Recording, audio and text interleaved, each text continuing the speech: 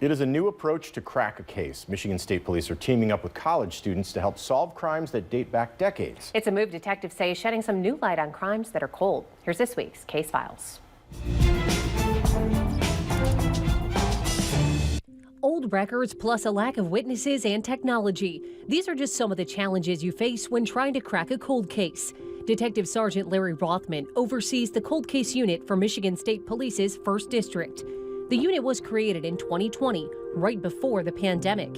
In the 9 counties representing Southeast Michigan, MSP has 60 cold case homicides. They're in binders, they're in boxes. Some of these cases haven't been looked at in decades. And one detective or 2 detectives looking at this is just not going to be productive. That's where the students come in. Part of the cold case unit includes working with criminal justice students at Michigan State University. They are giving a fresh perspective on dozens of unsolved murders. I'm fully aware they're not law enforcement, but sometimes that thinking outside the box, that excitement that they bring, we need that. It's one thing to read it and look at pictures. It's another when you can almost put yourself in the scene and walk through it step by step. Sarah Grzinski is a senior at MSU. She helped digitize and re-examine the murder case of Pamela Conners. Conners was a young mother from Riga Township, found dead in her kitchen.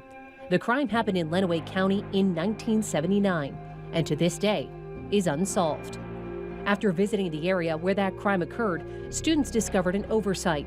An eyewitness statement that claimed to see someone at the Conners home didn't match up. Even on a perfectly clear day where the fields are cut down real short, you can't see the house, you can't see the front door. And so we're kind of like, wow, that's very interesting. Knowing now that our witness at the time wouldn't have possibly seen what he saw, it kind of, now we really don't know who, so. Evidence was recently sent back to the state crime lab with the hopes of a lead.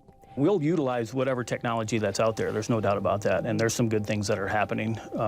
But it still doesn't stop us from, still doing old-fashioned police work and going out and knocking on doors and talking to people. It's a painstaking process. With a lack of staff within MSP, the college students, like Sarah, are bridging a gap between then and now that could help find answers for families who've spent years waiting. The Conners family, they deserve answers, and they deserve to have this resolution. For this week's Case Files, Christina Williams, 13 ABC, Action News. And if you have an unsolved case that needs attention, you can email me, casefiles@13abc.com. And if you have any information about the homicide of Conners, you can contact Michigan State Police.